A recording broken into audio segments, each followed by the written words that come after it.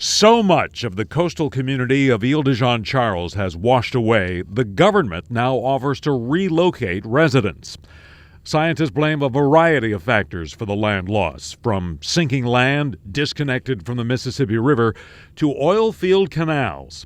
Johnny Tamplay has watched as the land here peeled away before his eyes. It's changed the marsh completely. To get equipment in place and tap into Louisiana's riches, the industry carved 35,000 oil canals through the marsh. It's enough to go around the Earth 3/4 of the distance around the Earth at the equator. In the vast majority of cases, the canals leading to abandoned or capped wells were never plugged or backfilled. Google Earth Maps dramatize how they slice and dice the marsh and radically change the tidal flow. It really interferes with the water movements in and out of the marsh. LSU's Dr. Eugene Turner says the issue is not so much the canal itself as the canal banks, which block the inches of water that move over and through the marsh. The water driven by tides must find a way around those canals. Like overwatering your lawn, the marsh alternately floods, then goes through periods of drought. Below ground, it's also compressed the soil beneath, so the water doesn't go below ground like it used to either. Think of it as a sponge. The spill banks press down on parts of the marsh, blocking the water flow below the surface. The vast majority of the canals have been left untouched. Turner studied some exceptions, 33 that have been filled in over the years. Check out this before example compared to that spot after the spoil bank was returned to the level of the marsh and nature rebuilt the land, and the two together. Some of them have worked. I mean, they clearly have worked. They're filled in. The mud is not enough to fill the canal, and Turner cautions it will take time, maybe a couple decades, for the land to naturally build back. But by coastal restoration standards, it's cheaper. You could do it for $330 million. That's pretty small compared to the amount of money that people have gotten out of these wetlands. Consider the state spent more than $200 million building one 13-mile beach project near Grand Isle. Turner's idea amounts to less than 1% of the state's 50-year master plan for restoring the coast. Backfilling of canals is certainly a legitimate form of restoration. Bren Haas, the state's number 2 coastal official, points to a project in the Jean Lafitte National Park on the West Bank to drag down 16 miles of canal banks. The settlement with Transocean, the rig owner involved in the 2010 Gulf oil spill, pays for the work. I don't think it's unanimously accepted as the best thing, since sliced bread, I guess. Haas says the state is open to looking at more of the projects, but argues there are a lot of complications finding and dealing with landowners. Some people like the access the canals provide. Filling in these canals seems like a simple enough thing, but remember, many of them were dug decades ago. The spoil banks here are 4, 5, 6 feet high in places, and many of them lined with trees. Ironically, some people even think of them as a bit of hurricane protection. It's not a natural ridge, but it is an elevated, piece of land that can serve as a bit of a speed bump. Some areas, of course, are gone. But for the areas that have some marsh around them and that still have a canal there, it's still a good thing to do. Turner stopped short of attempting to answer who should pay for it. Well, it would have been a lot better in 1930 to fill them in. He believes the state could start small, 100 canals, to see what happens. John Snell, Fox 8 Local First. The state could double the size of a giant project that would send Mississippi River water into the marsh. The Mid-Breton sediment diversion would aim to build new land. In a special Coast in Crisis report, John Snell tells us about this high-stakes mud fight. Nearly an hour before sunrise, a crabber pushes away from the dock, a scene that plays out along Louisiana's 7,000 linear miles of coast. Oystermen and shrimpers ply the waters of America's Great Delta. But Nico Tesvich and his fellow fishermen work along some of the fastest disappearing land on the planet. What's at stake here? A way of life.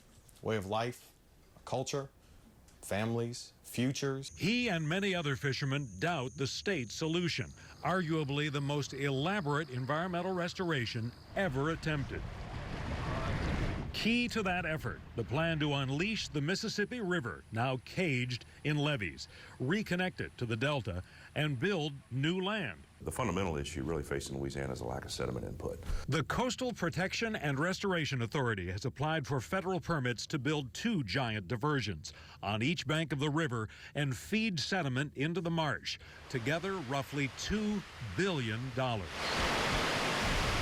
CPRA announced it will study more than doubling the size of the East Bank diversion to match the one on the West Bank, up to 75,000 cubic feet per second, enough to fill an Olympic-sized swimming pool in just over 1 second.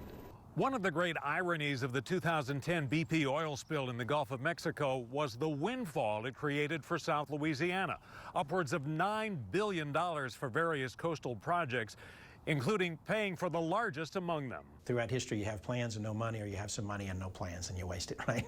We actually have really good plans and we have money. That almost never happens. These projects are nothing but a money pit. But many fishermen like Kendra Aronson and Nico Tesvich cringe at the idea. We need to embrace the saltwater marsh we have and do what we can to keep it around, not kill it with a bunch of fresh water. They fear not just the fresh water, but nutrients, fertilizers washed downstream from parts of 31 states and 2 Canadian provinces. Look at what Carnarvon's done on the east side.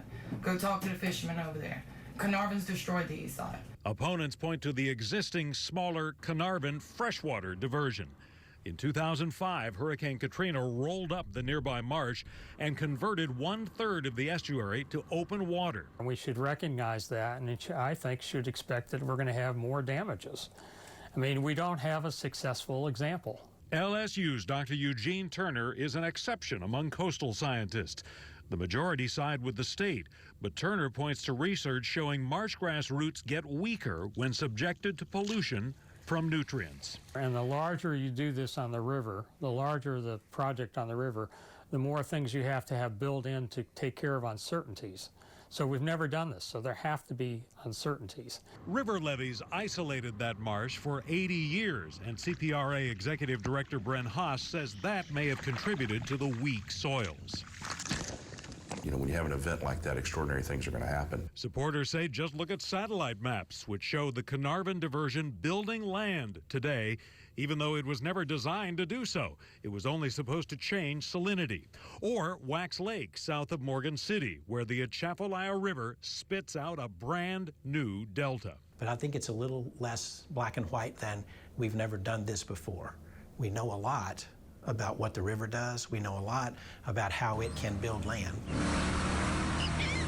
Critics want to rely more on dredging to build instant land, suck mud from the water bottoms, and mold the coast to our liking. You can take a bucket or 1 million buckets of dirt and put it somewhere, and that's where it is. The state has spent hundreds of millions of dollars dredging. But scientists argue the same forces chewing at the coast today eventually erase that new land, that any long-term strategy must push back the salt.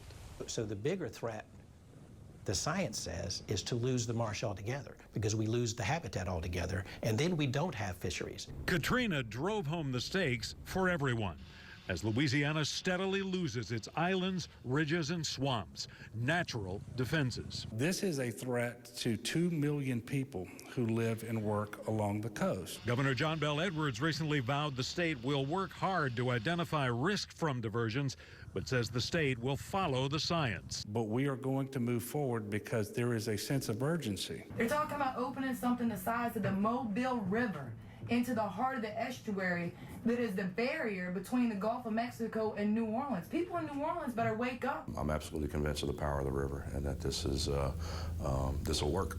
The state says it's only studying doubling the East Bank project, but just the possibility intensifies history's most expensive mud fight. John Snell, Fox 8 Local First. Imagine planting 1 million tree seeds at one time in an area smaller than many subdivisions. That's what the Lake Pontchartrain Basin Foundation recently attempted. John Snell reports on traditional and not so traditional efforts to bring back Louisiana's cypress forests and nature's natural hurricane defenses in this Coast in Crisis report. Volunteers give up a Saturday morning to sow a little hope. Our kids and our kids' kids will see a big change, and hopefully this land we can save. Near Montague in Terrebonne Parish, more than 150 people plant young cypress trees on the site of a now dead forest. That's the first thing you noticed coming out here was a lot of the dead trees. These 2,000 trees are the last of 30,000 the America's Wetland Foundation and its partners have planted nearby. These are what we consider transitional projects. These are the projects that are going to help hold the line as the larger projects happen. The skeletons of old cypress stand in the distance, victims of saltwater intrusion. A new levee will keep out the salt and give this generation a chance. And over the past 50 years, I've seen the state wash away before my own eyes. You travel down south and you see the vast open waterways that were once land. Logging also wiped out much of Louisiana's old growth a century ago and some of nature's best defenses. Today, there are still some places where you can step back in time into ancient Louisiana. Cypress will live hundreds years, even 1,000 years or more. Nature intends for a tiny fraction of the cypress cones to survive, but when they beat the odds, they can grow into giants. The largest living thing east of the Sierra Nevada mountains resides north of St. Francisville in a swamp preserved as a national refuge. Dr. John Lopez of the Lake Pontchartrain Basin Foundation takes us to a few spots near the Plaquemines-St. Bernard Parish line where they grow a new forest. But a tree like this is really very effective in terms of storm surge. Lopez says even a 5 to 15 foot tall tree will start to provide some buffer against hurricanes. What began as a modest effort to plant a few trees is converting a landscape. Over the last 6 years or so, the Lake Pontchartrain Basin Foundation and its partners have planted 30,000 trees out here, mostly bald cypress. They estimate 20,000 of them survive today. All of these plantings involve challenges. Feral hogs can trample young trees. Nutria can wipe out an entire planting. The first planting we did here years ago, we did not use protectors, and we had a 100% loss of the trees. Today, most of the plantings involve installing a nutria protector. It's just a sheet of plastic that we make a cylinder, and we put that around the tree. After a few years, the tree bursts out of the protector when it's big enough that nutria no longer pose a threat. Despite these strides, Lopez says at the current pace of plantings, it would take roughly 1,000 years to replace Louisiana's cypress forests. In some of these areas, the swamps have been so decimated, there aren't trees there to produce a new crop of trees. So they're trying it on an industrial scale. Last year, in a test program, they dropped seeds by commercial seeding plane near Pass Manchac. Thousands and thousands of seeds. When we plant trees, we plant about 200 trees per acre. When we're dropping seed, we're dropping on the order of 5,000 seeds per acre. Most of the cypress cones won't survive, and it'll take a couple years to know if a significant number of the trees take root. But Lopez says it could drop the cost of plantings by 99%. It'll take a long time to get the majestic swamp that we once had. They'll do 3 more plantings this year. And who knows, maybe tiny cypress seeds will grow into giants. John Snell, Fox 8 Local First.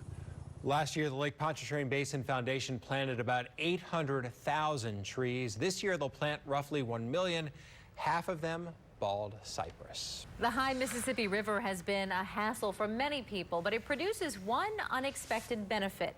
Imagine millions of dump trucks worth of new land along the Louisiana coast. John Snell explains the equivalent of that is actually happening near the mouth of the Mississippi. Nowhere else in America will you find a scene quite like this. Giant dredges chew at the Mississippi River bottom. Like a fleet of giant vacuums, they keep the mighty river open to ship traffic. It takes place near the mouth of the Mississippi in the Bird's Foot Delta. It's been an iconic feature on the Louisiana map since some of the first settlers. Iconic or not, the Bird's Foot Delta is conspicuously absent from the state's master plan for coastal restoration. sacrificed largely on the belief that future sea level rise could very well doom this area. With limited resources, the state focuses on levees or coastal projects closer to where people live. In every battle, there's a front line. This is the front line. But the Army Corps of Engineers is spending close to $200 million this year, keeping the river channel deep enough for navigation. Since 2009, sand and dirt has been sent by pipe into the nearby marsh in areas of 2 or 3 feet of water. We have mud here where we would like water for navigation, and we have water here where we like mud for wildlife and marine habitat. And they only separate by about 100 feet. It's very simple. The widely held belief is that Louisiana is wasting all this dirt, throwing away land, parts of more than 30 states and 2 Canadian provinces. The Corps estimates it captures about 53% of that sediment that otherwise would fall off the outer continental shelf. It's restored 8,500 acres of wetlands, an area 20 times roughly the size of the French Quarter. Technically, there have been many projects over the years, but if you consider this to be one effort, I call this the largest wetlands restoration project in the world. Sean Duffy, a maritime industry representative, says he's tried to find a bigger example. Since I've been saying that this last year, nobody's told me I was number 2 or number 3. Nobody's argued. On the day we visited, giant hopper dredges were hitting hot spots where sediment was piling up in the river, while other dredges were piping that black gold into a state wildlife management area.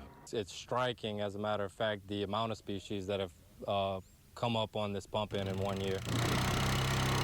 In an area with very little elevation, wildlife biologist Arthur Hebert says any new habitat benefits nesting birds and other critters. This time 2 years ago, these areas weren't even here, so there would have been no nesting in these areas. Steering large ships around all those vessels is no small feat. It can take hours of planning to coordinate traffic. The cutterhead has a lot of equipment, and it actually takes up half the channel as well. So it's like putting an 18-wheeler on Britannia Street. This is something that the typical person in Louisiana wouldn't even be aware of unless they came out here to the location to see it. The levees that confine the Mississippi generally starve the delta of fresh water and sediment. Here's one case where man is giving back some of that land. John Snell, Fox 8 Local First. Based on the Corps' estimate of how much sediment it is saving, that works out to roughly 1.5 million dump trucks worth of new land since last October. Workers are racing against time to try and wrap up a first-of-its-kind island restoration project. Near Grand Isle, they are piecing back together Queen Bess Island, a vital nesting spot for the brown pelican. John Snell explains the project and where the state got the money in a special Coast and Crisis report. Pelicans crowd the skies above Louisiana's Queen Bess Island, and each spring, their population explodes. The Louisiana brown pelican rates as one of conservation's great success stories. Virtually wiped out half a century ago, today biologists say the state bird numbers close to 50,000. But Queen Bess is steadily sinking and eroding. During breeding season, a few thousand pelicans cling to 5 acres of real estate, surrounded by a rock barrier installed in the 90s. Queen Bess was in the bullseye of the Deepwater Horizon oil spill. Now, fines from the 2010 Gulf spill pay for the island's revival. A $10 million project now underway creates instant land, raising the height of the island. Todd Baker is a wildlife and fisheries biologist. It's really special. You don't get opportunities to do what we're doing here. Limestone will cover about 1/3 of the island for other species looking for beachfront property. He's reaching over, he's getting a big bucket full of sand. Project manager Katie Freer-Leonards explains they dredge the sand from the Mississippi River near Belchase, then barge it to the site. The excavator at this end is moving the sand out of the way, basically creating channels so that the slurried sand material goes in the direction that they want it to go. This entire effort is about 36 acres. By coastal restoration standards, that's not a big project, but they do have a short window of time. You can't bring heavy equipment into a nursery. So construction had to wait until most of the pelicans had left the island this year. On the day we visited, one lone bird hung out close to its nest near the dredge pipe. Contractors must wrap up their work before the birds start nesting again in the spring. It doesn't leave a lot of room for error. We've never really done a project like this in Louisiana. It's tough to overstate the importance of this island to the brown pelican population. The vast majority of brown pelicans are found on only a few islands. Eric Johnson, the director of bird conservation for Audubon, Louisiana, points out 70% of the pelican chicks hatch in 3 colonies, including Queen Bess. A battle of land and sea defines Louisiana's coast. As the Mississippi River shifted course over the centuries, it sculpted a new delta. But land in the old delta lobe steadily broke into pieces, forming islands just far enough removed from predators to create a pelican paradise. Today, man locks the river in a straitjacket of levees. There aren't new islands being created fast enough to replace the ones that are disappearing. 10 years ago, pelicans in Louisiana nested in 22 colonies. Today, 14 remain.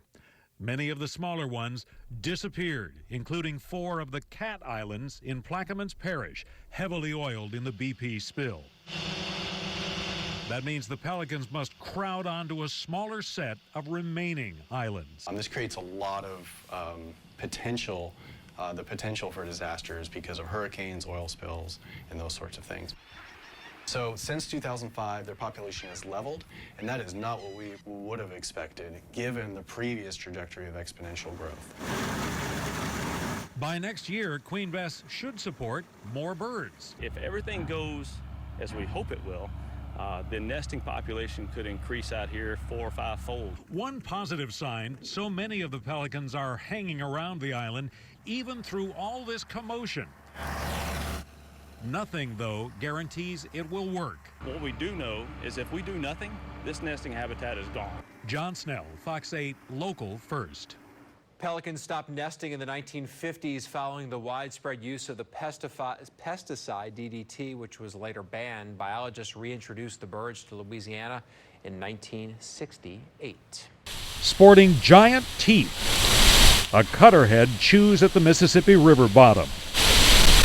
The brand new J.S. Chatry, one of the largest and most modern dredges in America, acts like a supersized vacuum cleaner, sucking up not dust but river mud and delivering it by pipe into the surrounding wetlands. We got 6 or 7 miles of submerged pipeline out here. Mark Sickles with Weeks Marine points out they can target exactly where to place the dredge material, building land instantly. Takes the material right from the cut where you're digging and pumps it directly to where you want it to go.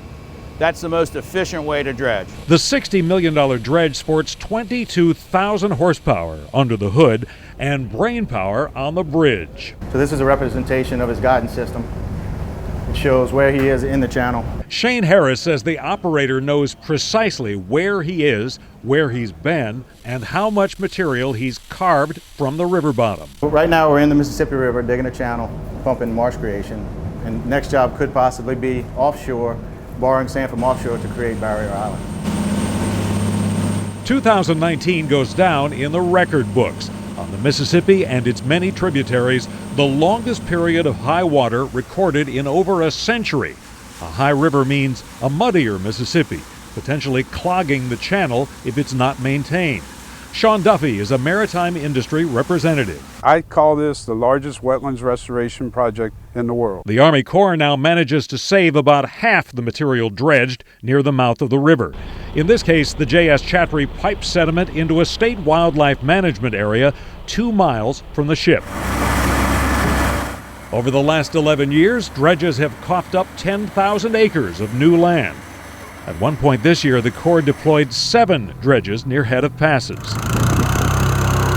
None of this comes cheap. U.S. taxpayers spent $200 million this year keeping the Mississippi River Channel deep enough for ocean-going ships. This is one of the busiest ship channels in the United States of America. There's millions of tons of agricultural products that are moving out of this channel, and it's key to the entire country. This is not just a Louisiana project. This is a project for America. And near the mouth of the river, there's just a little bit more Louisiana.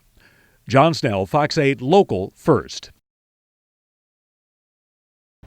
For decades, Louisiana has fought to get the rest of the country to pay attention to the loss of the coast. Yeah, it scored one victory 30 years ago, a program that still pumps millions of dollars into projects.